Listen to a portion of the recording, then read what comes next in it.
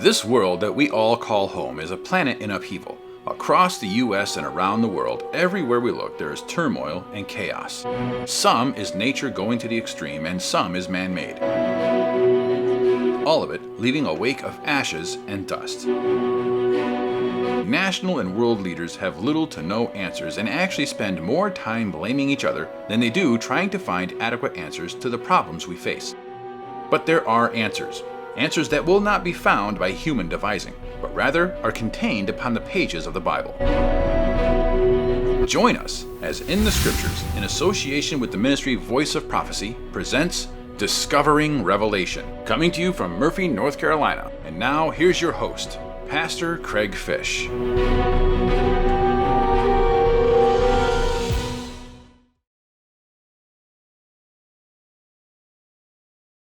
If God is so powerful, if He is all-loving, then how can He allow these kinds of things to happen? How is it that this all-powerful, all-loving, all-knowing God can allow children to starve, can allow families to go homeless, can allow innocent children to suffer from serious diseases?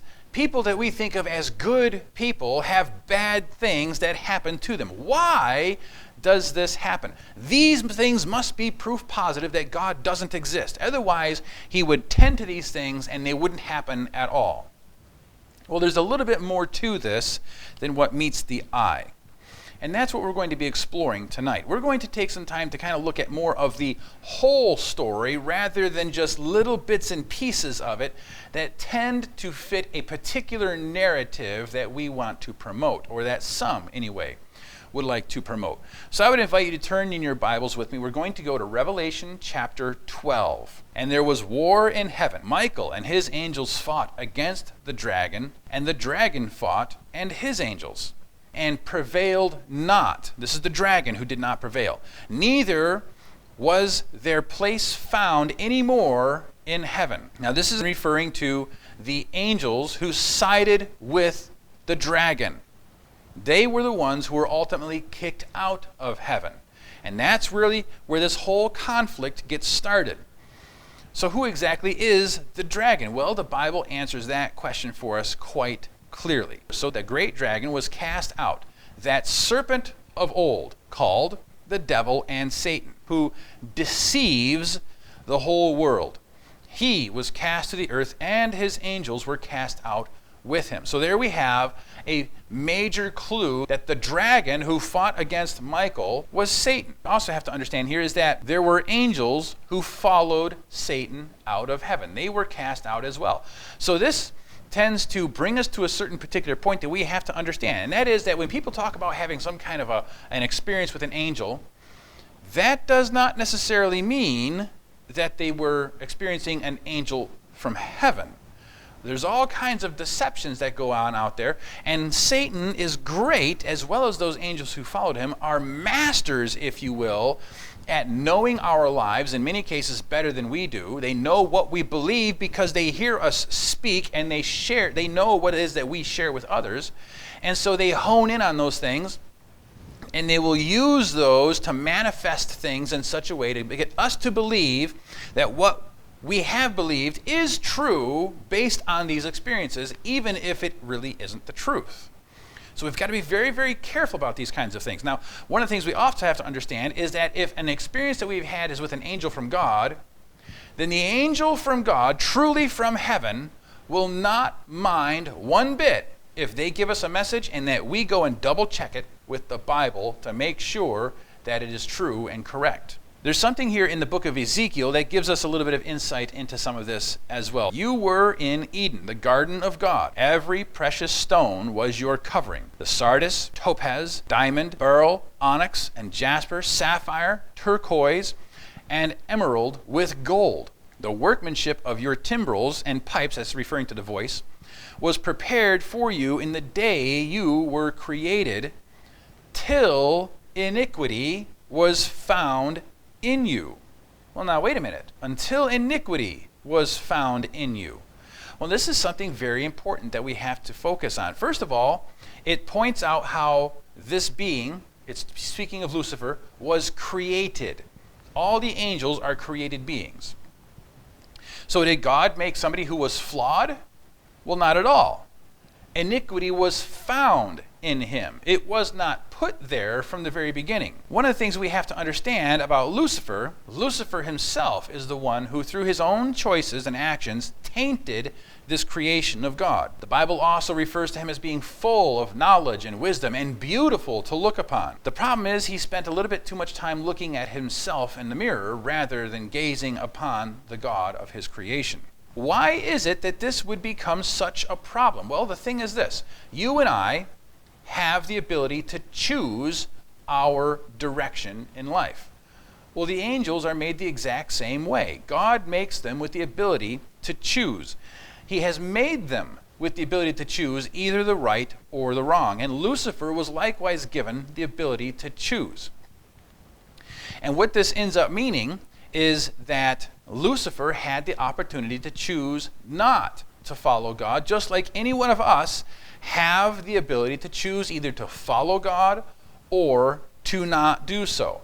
That is what a loving God does. Now, why would he do that? But because he wants us to choose to love him in return the way that he has loved us. Consider this with me for just a moment. How many of you have ever had a child or have been a child that has wanted a puppy, or been in a circumstance where they have been given the choice of you can either have a real puppy or a little toy robot puppy? Which one do you think the child would prefer to have? Well, the little robot puppy, you might be able to pop some batteries in it, hit a switch, and it might kind of bark a little bit and waddle across the floor and flip over, but that's about it. You can't say, sit, come here. You can't throw the ball. It's going to go after it and bring it back to you. And it's certainly not going to, on those days when you're not feeling well, come to your side and try to snuggle with you to make you feel better. Dogs are incredibly keen at being able to sense when humans are not feeling well, to come alongside and to try to comfort them. The biggest reason why most any child would choose to have the real puppy as opposed to the robot is because not only can the child love the puppy, but the puppy can also choose to love them back, whereas a robot cannot. And that is why God makes us with the ability to choose. He gives us the freedom to either choose to love God in return or to not do so, because that is the only way that real love can grow and flourish. It's really the same thing with children. Anybody who gets a dog, you know that there are risks in bringing that dog into your home. They make messes. You have to train them not to. Children, also, when you bring a child into this world, there are risks that are involved. You can spend years grooming them and raising them, and just to have them turn their backs on you later in life, or to not turn out at all how you had hoped that they would. But I will tell you this, if you never bring a child into the world, then they will most certainly never become what you could hope that they would be. But with all the time and attention that you pour into them, with all the love that they give you and that you give them, there is also the chance that they will become something of an individual that you would enjoy hanging out with and that you can be proud that this is my child.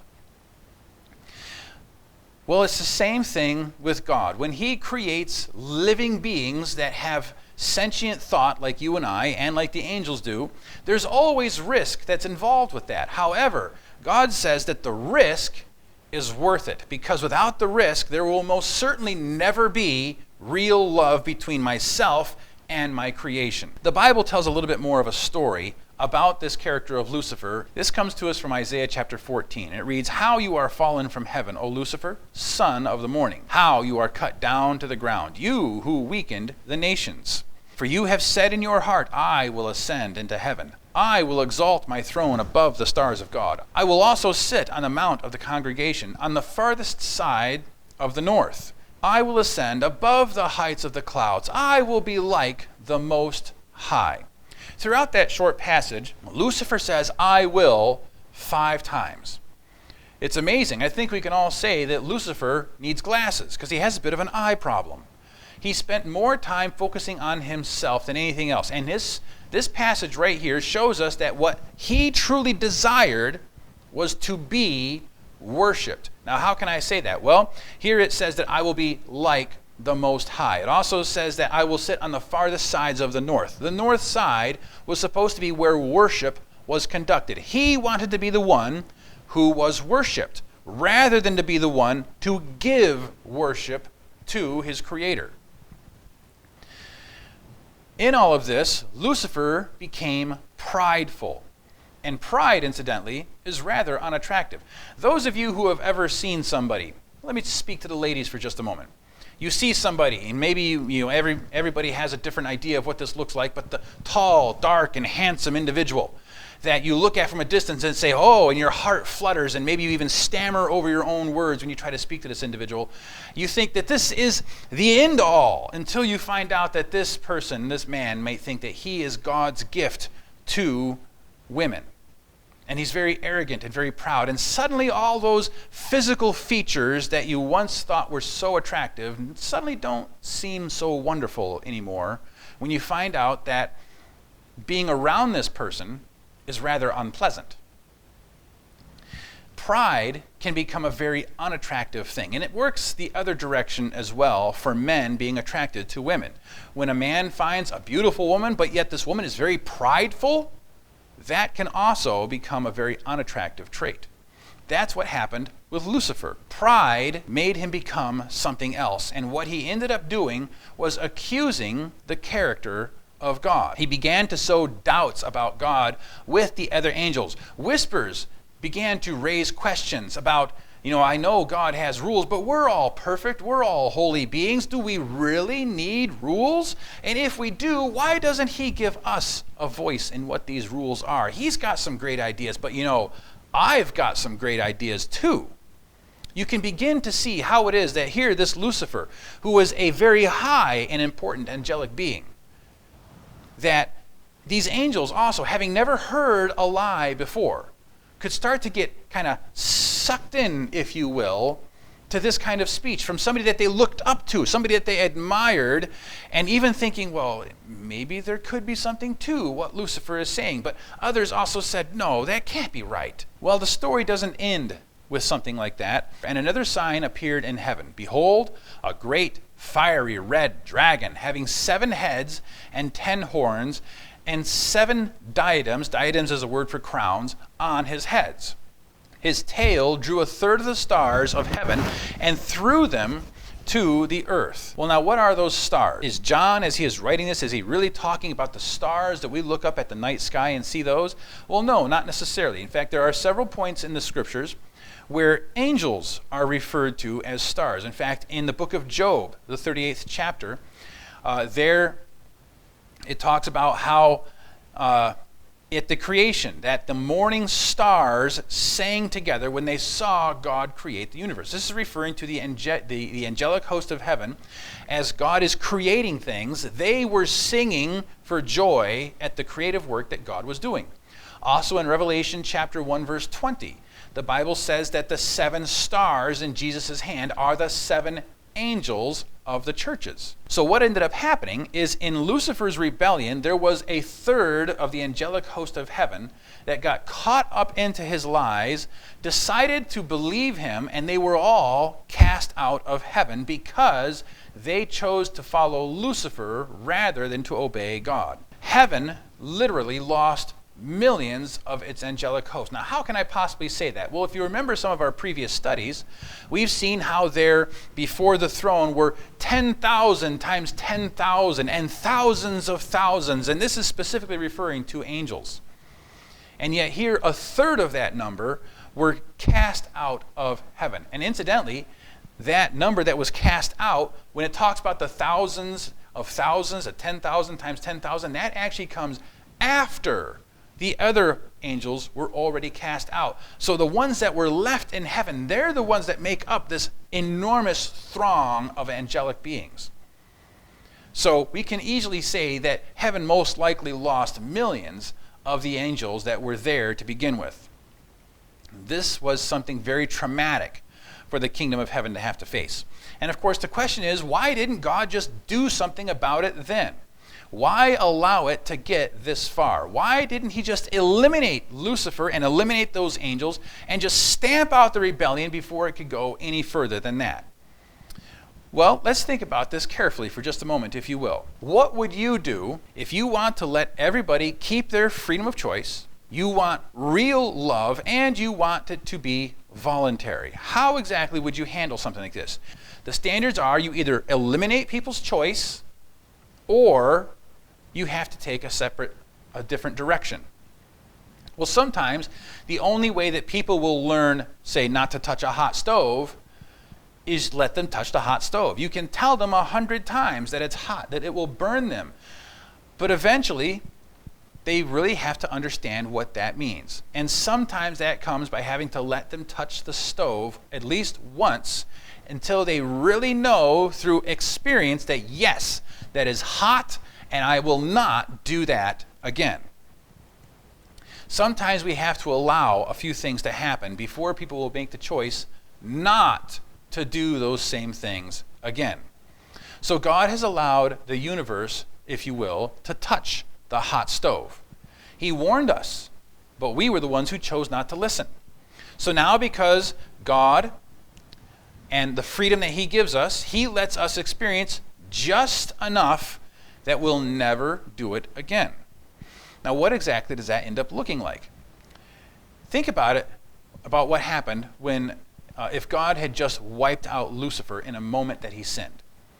Well, think of the rest of the angelic beings that he spread all of these ideas to.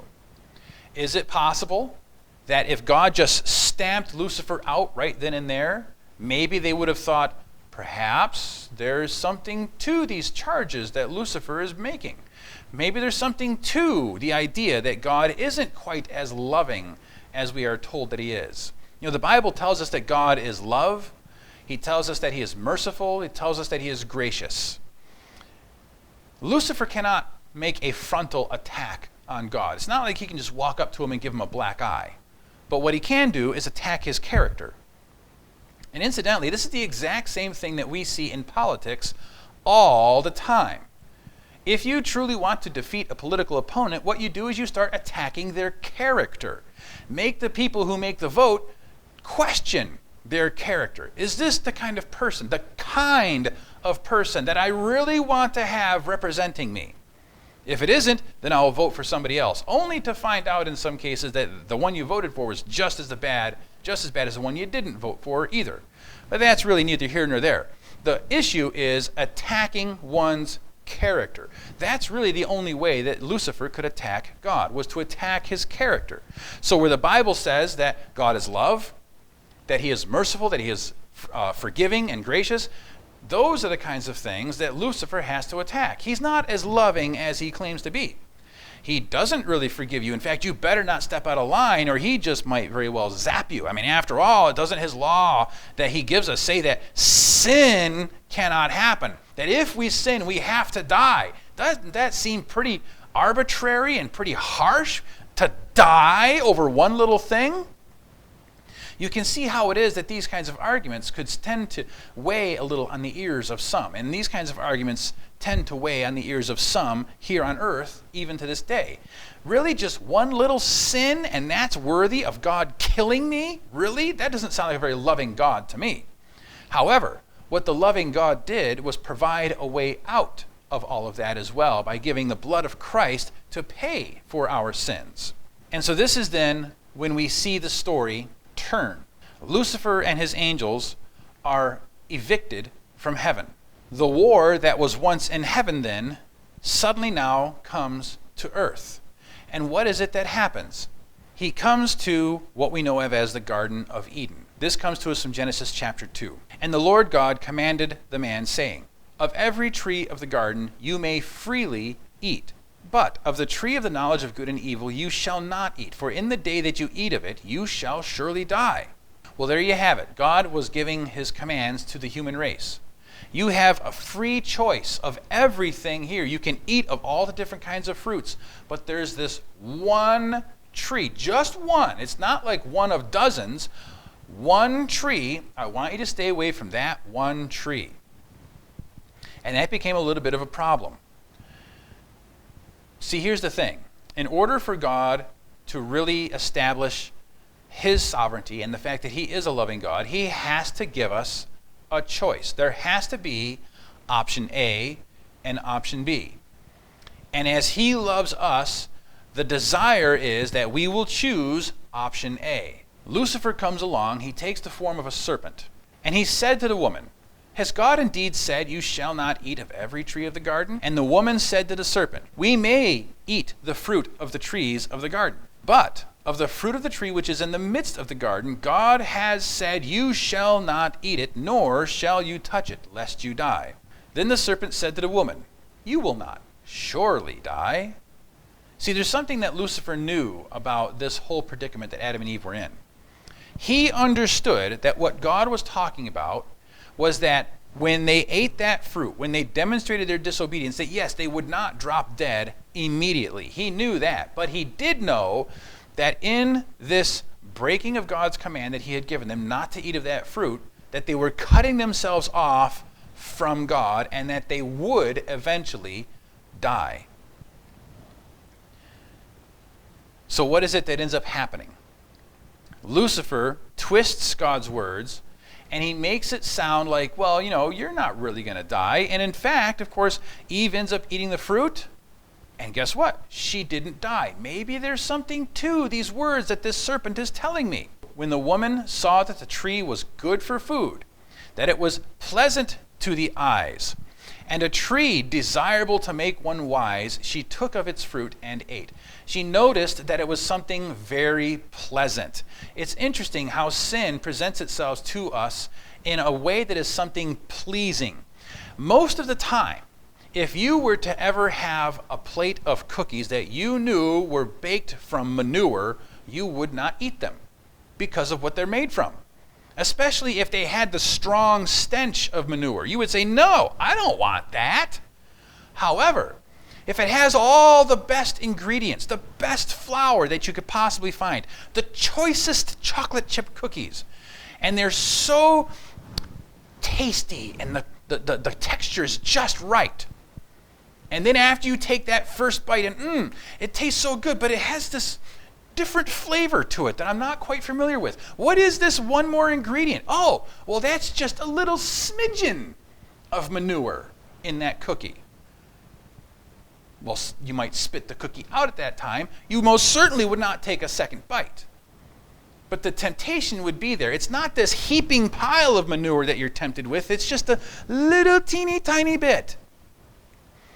But if you say, well, I guess I can live with just a little bit, the next thing you know, it gets to be a little bit more, a little bit more, and a little bit more. And before you know it, you're diving into the pile of manure. That's how sin works. And that's how it ended up working with Adam and Eve. But then, the story doesn't end there. See, God had this very open relationship with Adam and Eve. And as happened every day, God came to commune with Adam and Eve once again. But they heard his voice and they ran and hid. And this is what happens. "Have you eaten from the tree which I commanded you that you should not eat?" Then the man said, "The woman whom you gave me to be with me, she gave me of the tree and I ate." Instantly, Adam is finger pointing and blame shifting. Not only is he blaming the woman, but ultimately he's also blaming God. "You gave her to me, God. Ultimately, this is your fault because you gave it to me." Friends, that's the exact same thing as anybody getting a job when they're young and their parents buy them a car so they can drive back and forth to that job and maybe even back and forth to school. They are given the freedom to do the things that they need to do, but then they treat that automobile irresponsibly, drive too fast, perhaps even drive intoxicated, and wreck the car, and then they turn to the parents and say, "This was your fault because you gave me that car." That's the same thing. Well, no, the fault was the person who wrecked the car for not taking the responsibilities seriously. This is what Adam starts to do. But it doesn't stop with Adam. Notice also what happens with Eve. Then the woman said, "The serpent deceived me and I ate." Now, is that true? Did the serpent deceive her? Yes. The serpent did deceive her. However, there is a little bit of a problem with this as well, and that is this. When it comes time for us to stand before God in our final judgment, we will not be able to use the excuse, "The devil made me do it." God instructed Adam and Eve what to do and what not to do. And even though the devil deceived her, even though the serpent deceived her, she still had the choice. She could have chosen to ignore the devil's deceptions. However, once she gave ear to Satan's words, she then allowed her eyes to gaze upon that fruit and to look at it for a little bit too long and think, it does look pretty good. Friends, that's what happens with sin in our lives. When we allow the temptation to sit just a little bit too long, and then we allow the rest of our senses to engage in this possible sin, then it becomes a problem. But then what happens? And I will put enmity between you and the woman, and between your seed and her seed. He shall bruise your head, and you shall bruise his heel. So now it's interesting. We have this imagery that's starting all the way back here in the book of Genesis. A serpent. Remember how we saw that in Revelation? That serpent of old. But then there's also this woman, Eve, that is being referred to. Well, a woman comes up again later on in a very significant role in the book of Revelation. Take a look here, Revelation chapter 12. Now a great sign appeared in heaven, a woman clothed with the sun, with the moon under her feet, and on her head a garland of 12 stars. Then, being with child, she cried out in labor and in pain to give birth. So there are these two opposing characters that come up in the book of Genesis, a serpent and a woman, which is where the sin problem starts with in the human race. But then we see this again serpentine creature and a woman once again in the midst of intense conflict in the book of Revelation. And as God's people, this woman is a symbol of God's people. In fact, we find in the scriptures where God says, I have likened my people as the daughter of Zion, a delicate bride, if you will. He uses these kinds of languages to describe his people. You have two different classes of people in all of this. There are a class of people who will side with the serpent, and there is a class of people who will side with this woman. Satan presents things to us that we think look good, but he sucks us in, and it ends up meaning our demise. The stories that reflect this actually come to us very early in the Bible. We have the story of Cain and Abel, the story of Noah and the flood. Noah proclaimed this message to the people. His words and his actions complemented each other, and through this whole story, people chose sides to either be in the boat or outside. We then see this same kind of thing happen again shortly after that very same flood. We have these people who begin to populate again. They know the story, and they say, let's build a great and high tower, and build a name for ourselves, and we'll build a city. You know, ultimately, the point of this tower was to make something so high that if God were to ever send another flood, they would have some place to go to get away from these rising waters. Well, friends, God promised that he would never destroy the earth again with a flood. That is, the entire earth. But these people chose not to believe that promise. They chose to go with their own inclinations and doubt God. Just like what Lucifer did as the serpent got Eve to doubt God. Through all of that, he got Adam to doubt God. That's all Lucifer has to do, is to get us to doubt God. And he has a foothold in our lives. They build this high, tall tower. And I can only assume that the devil must have sat back and laughed, because ultimately all of this is about human self-sufficiency. We can take care of it ourselves. Remember some of those movies that I've talked about, Armageddon and all these other movies where there's this mass catastrophic event that's coming. It's going to wipe out human civilization. But who is it that comes to mankind's rescue but mankind? Comes to his own rescue.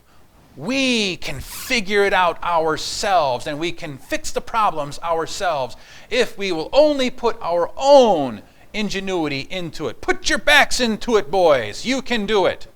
That's the kind of thought that everybody has got to face.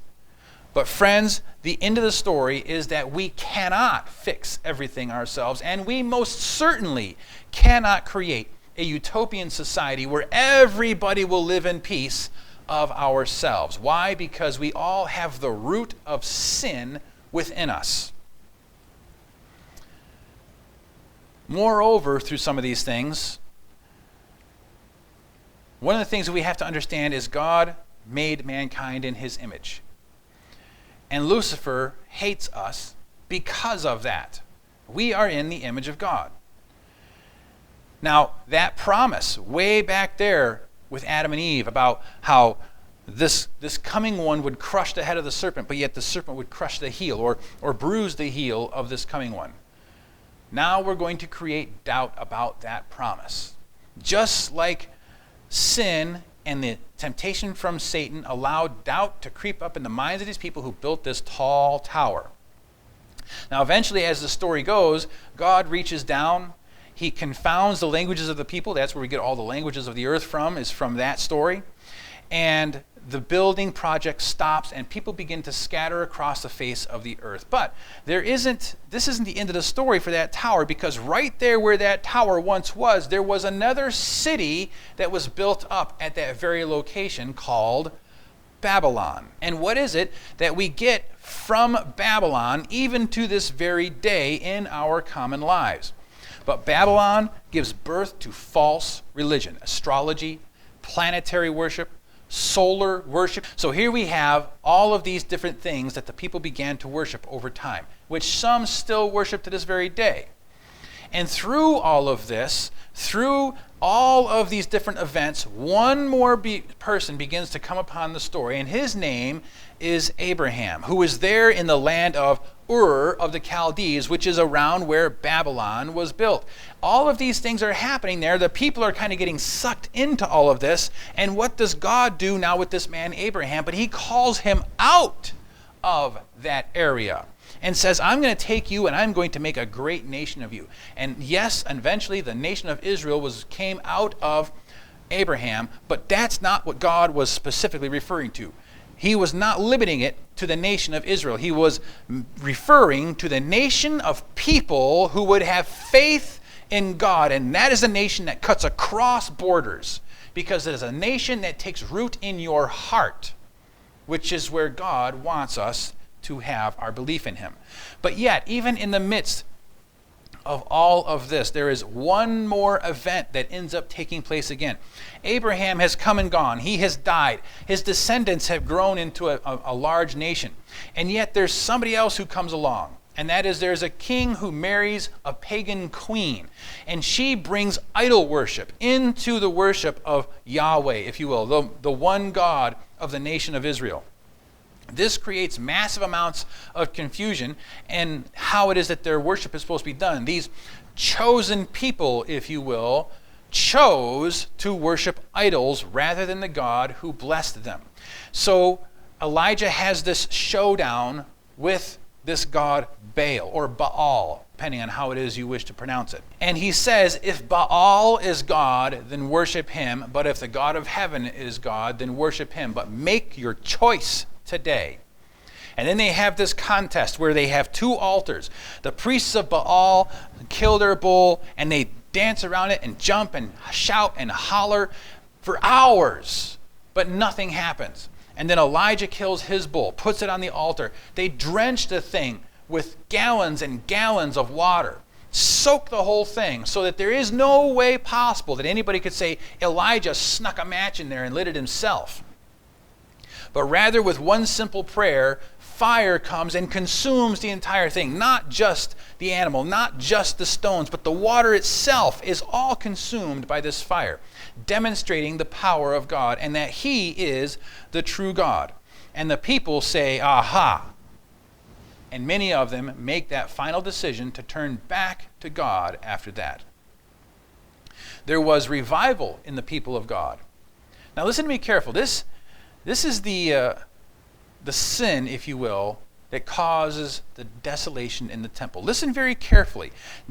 What the people were doing that led up to these contests. Listen very carefully to what we find in the book of Ezekiel.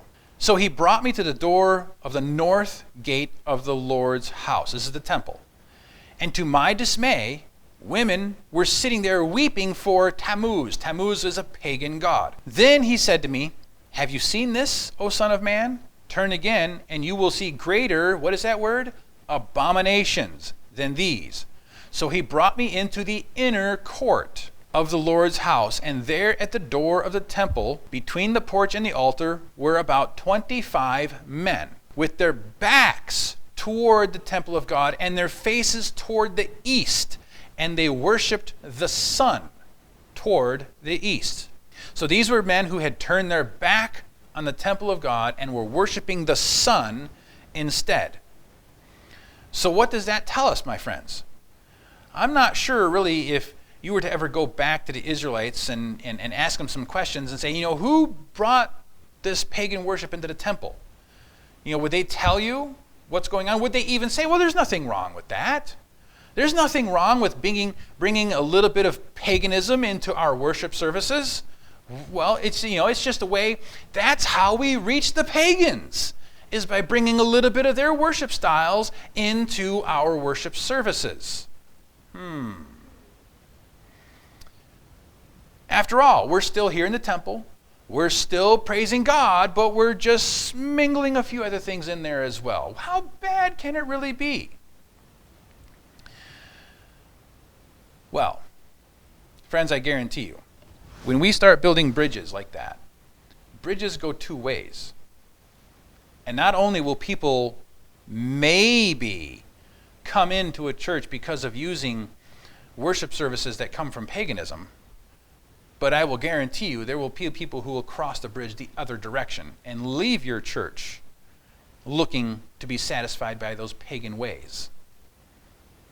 And it will most certainly go the wrong way more often than it will go the right way. But the story in all of this doesn't really end here. There is more to come.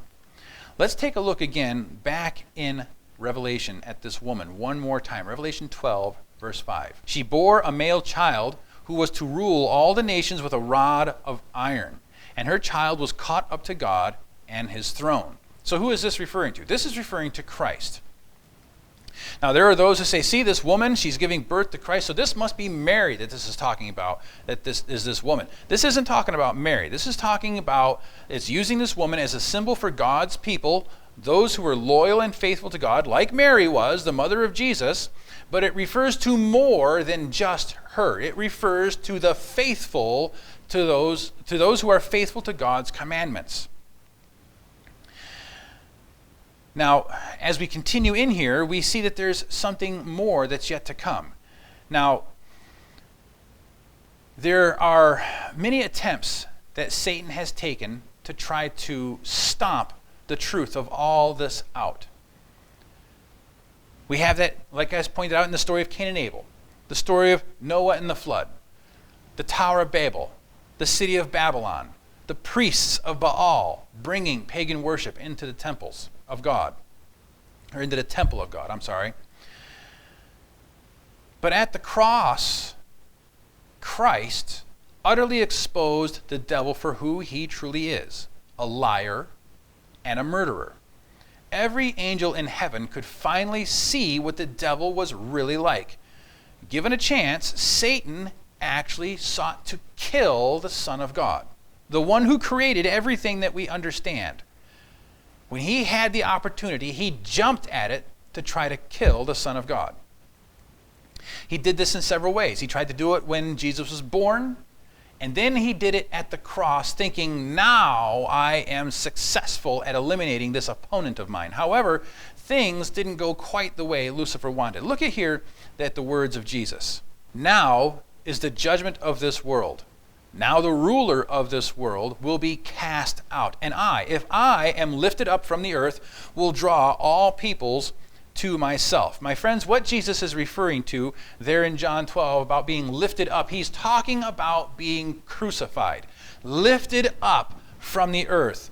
Just in the same way that Moses made a serpent of bronze and lifted it up for the people to look upon when they were being bitten by those fiery serpents, as the Bible tells us, that all they had to do was look at that bronze serpent that Moses had made at God's command, and they would be healed. Jesus is using the exact same language, the exact same imagery, that if he is being lifted up, if we will but look upon him and believe the words that he has spoken to us, then we can have that ultimate healing of sin in our lives. But we've got to keep our eyes on Christ. and he will draw all peoples to himself. This demonstrates two things. A, Satan is a liar and a murderer, and he sought to kill the Son of God any opportunity that he had. But the second thing it demonstrates for us is that God truly is love, because it was love for you and me that kept Christ on that cross. Because he said that it wouldn't be worth it for me to live, continue on living, if I can't do it without the redeemed of the human race at my side. He chose death over losing you. That, my friends, is love. But there's still even more to this story. Look again here, back in Revelation, once again. Then I heard a loud voice saying in heaven, "Now salvation and strength and the kingdom of our God and the power of his Christ have come. For the accuser of our brethren, who accused them before our God day and night, has been cast down." How is it that Lucifer is ultimately cast down? But when Christ gave his life on that cross, Lucifer lost his grip on this world. See, here's how it all happened. When Adam and Eve sinned, they gave dominion of this world over to Satan. But when Christ died on the cross, when he paid the wages of sin, he bought humanity back. And Lucifer lost his seat in the heavenly court. And we're going to come back to that in just a moment. But I'd like for you to take a look at one thing that ends up happening here. Satan, now he has been cast out. He's lost his place in heaven. And what ends up happening? Read this text with me, if you will. Now, when the dragon saw that he had been cast to the earth, he persecuted who? The woman who gave birth to the man-child, or to the male child. Now look at what happens here. Satan didn't go after Mary. Who is it that Satan turns his attention to? He turned his attention to the Christian church, this growing movement of faithful followers of Christ. And through the political power of the Romans, he had them persecuted and torn apart by wild beasts, crucified on crosses, doused in tar, set fire to.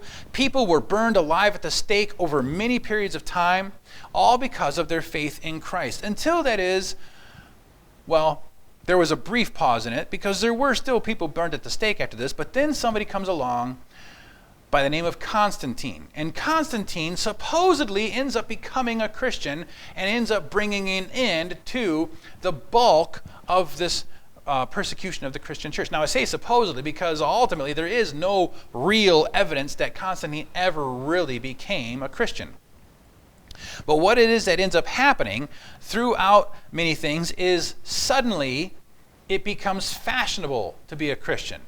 Now there is a political elite that start becoming Christians, and there are many who will take on the title of Christ simply because of how it can help them climb the social ladder. They'll be more than happy to go in and sit through a worship service. So now you have a worship service that's mixed with people who are truly faithful and those who are there by name only. And they will not cast off their pagan beliefs because they're only there for what it can do for them. Their own benefits, if you will. And the church ends up making massive fortunes in the process of doing all of this as well. They end up compromising their teachings, and they end up going in all the wrong directions. And what ends up happening here is that Satan looks upon all of this, and he says, this is all a grand embarrassment upon the government of God. Look at all these people who claim to be followers of Christ, and yet they don't even follow his commandments. Half of them are still just as pagan as they were before they became a Christian.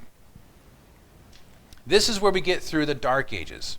These are the kinds of things then where skeptics point to the Christian torture chambers, point to the burning people at the stake, and they use this as saying, there can't possibly be a God. They're just a bunch of crazy madmen out there who are doing these evil things in the name of God, and they're using the name of God to scare people, to scare money out of their pockets, and to scare them into the pews.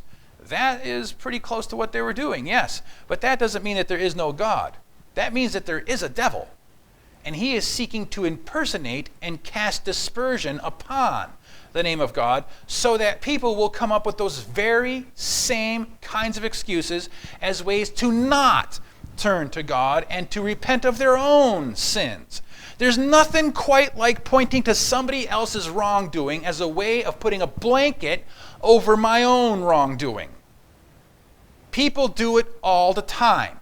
Nothing quite like taking the attention off yourself by pointing the finger at someone else.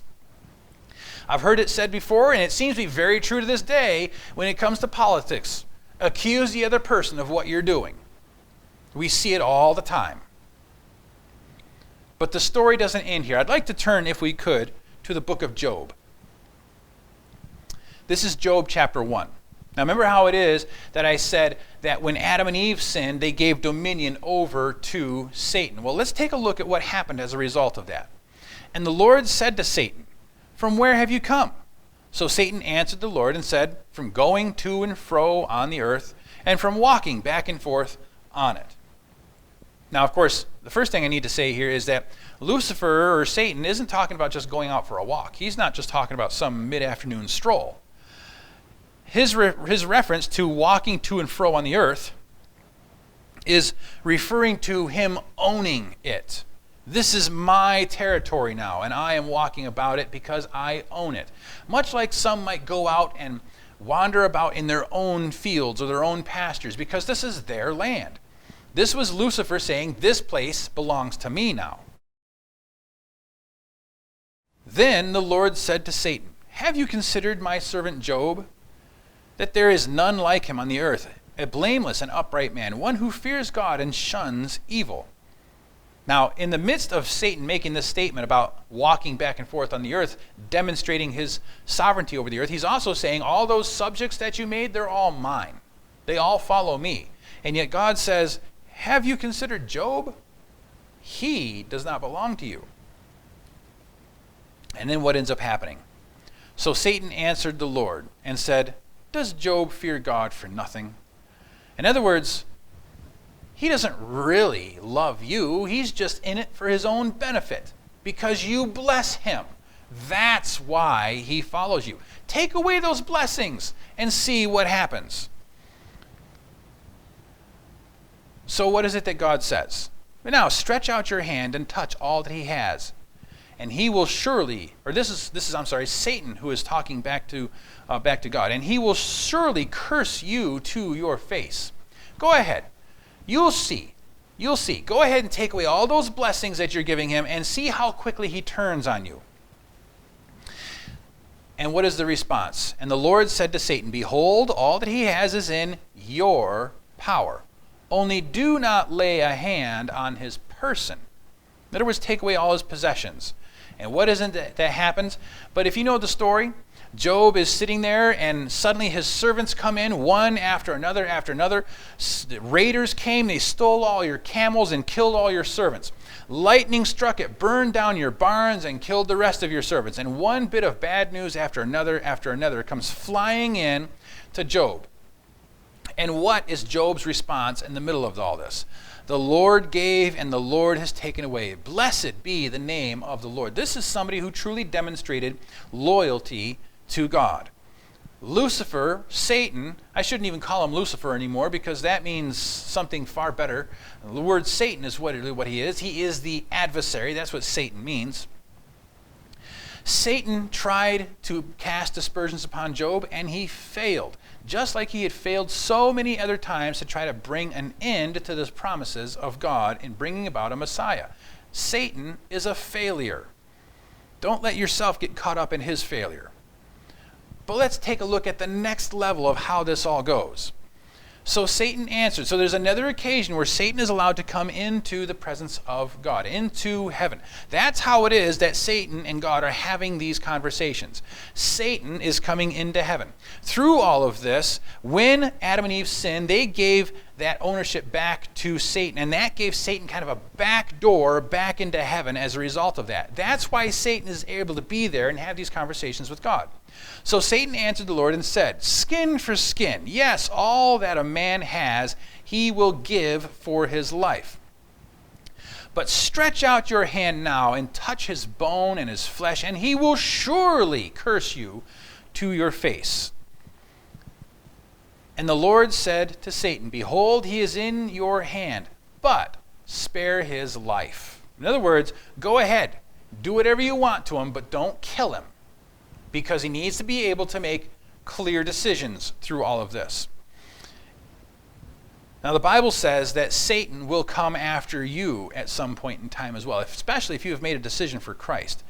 All the stops start getting pulled out, and he will come after you. What is it that we find in the Bible? The devil has come down to you having great wrath because he knows that he has a short time. Essentially, what Satan is going through right now is a cosmic temper tantrum. He knows he's going to be destroyed, and he wants to take as many of us with him as possible. However, he is already a defeated foe. He is already lost. He was finished at the cross when Christ, a member of the human family, purchased humanity back through his own blood. Satan has lost. The cross defeats him. Right now, he's just pretending that it never happened. He's just pretending to still be the ruler of this planet. But the cross was real, and the tomb that Jesus was in is now empty, because there's nothing on this earth that could hold the power of Christ. And there's also nothing that Satan can do to stop that. The only place now where he can mount any kind of resistance against God is in our own hearts. And that is where the story starts to get more interesting for us today. Even as we stand here now, if you understand what's going on, then you will understand that Satan's attempts are ultimately futile, as long as you stand up to him. The Bible tells us that if we draw nigh to God, that he will draw nigh to us. And if we resist the devil, he will flee from us. We've gone through a lot of different things through this seminar. You know, based on what we've talked about so far, that Jesus died for you. And you know that Jesus is coming again. And tonight you also know that there's a promise of God that is real. That God will wipe away every tear from the eyes. Revelation 21 also tells us that there shall be no more death, nor sorrow, nor crying. There shall be no more pain, for the former things have passed away. So, there are many things that people are facing. And I don't necessarily know what any of you are facing right now, but I do know that if you're facing them with Christ at your side, there is hope, no matter what the circumstance is. There are people who have lost loved ones, parents who have lost children, siblings that have passed away, friends that I know people have lost along the way. Countless amounts of suffering and misery and pain that we can experience, and it has been shared throughout. But think about this. God knows pain too. A third of his created angels he had to cast out of heaven. His own son had to die on the cross. God knows pain too. But God also knows hope. And he wants you to have that hope as well. Too often we focus on our own circumstances. We focus on what is happening around us to the expense of recognizing what could be at the other end of it. Sometimes we even say, I don't know what I'm supposed to be learning in all of this, but I'm just going to trust God. And sometimes our trust falters. But God is still there, extending a hand of fellowship and hope in all of this. He has promised us that the rulership that Satan has over our hearts and over our lives is broken and will be ultimately eradicated from existence. And he has demonstrated that he truly is a God of love through the death of Christ on the cross, and him shedding his blood for us, so that we can have that hope that God gives us. There's a story of a man who his son was born with deformed feet. And all the doctors that he went to said, your son will never walk. He's going to be stuck in a wheelchair his entire life. So the father didn't accept these answers. And what he did is he took the time to go to the nearby university, enter their library, and he went there day after day after day after day, studying absolutely everything that this university had on feet. And he finally figured out what to do based on all of this extensive research. He built these little boxes, and he put those boxes on the feet of his son. And it had these screws and these bands that he would have to tighten every day. And they would make his son's feet hurt. And he would even say, "Dad, stop, it hurts." But every day he would tighten them more and more. And he said, we have to do this. If you ever want to have a chance at walking, you have to do this. The day finally came where he took the boxes off his son's feet, and the feet were straight. And the son didn't walk, he ran. Now, friends, what's the point to that story? This is a true story, incidentally. The point to the story is this. Right now, we live in a world that is cursed with sin. And Satan loves it when we blame God for the problem of sin. But the day is coming when this problem of sin will be wiped away so clean, it'll be as though it never existed. It will never even come into our memories what sin was. And when we finally reach that heavenly kingdom, if we have accepted Christ's gift of salvation, when we finally get to that point, we will not walk into the gates of heaven, but rather we will run to the side of Christ and thank him for allowing us to be there. And though we may be there 10,000 years, we will still say, "But for the grace of God, it is that I am here." It is that grace of God that is extended to each and every one of you now. Don't let another breath go by without acknowledging that grace and accepting that grace on your behalf and claiming the blood of Christ for the forgiveness of your sins. Thank you for joining us for In the Scriptures today. It has been our pleasure to have been a part of your day today. If there is anything that you would like to contact us about or a question that you have regarding anything that is covered on In the Scriptures, then I invite you to connect with us by sending us an email to contact@inthescriptures.com. That's contact@inthescriptures.com. We also have a free offer this month that comes to us from the ministry It Is Written and is titled, "Why Does God Allow Suffering?" If you would like your free copy of this study guide, then you can again use that same email address of contact@inthescriptures.com and let us know how to get your free copy of Why Does God Allow Suffering into your hands. Additionally, if you would like to receive a DVD copy of this program, then again you can use that same email address of contact@inthescriptures.com and let us know where to send your DVD to. We look forward to hearing from you and engaging in an uplifting dialogue where we explore the Scriptures together and, most importantly, where Christ is glorified. Once again, that email address is contact@inthescriptures.com. Thank you again for watching. Have a wonderful and Christ-centered day.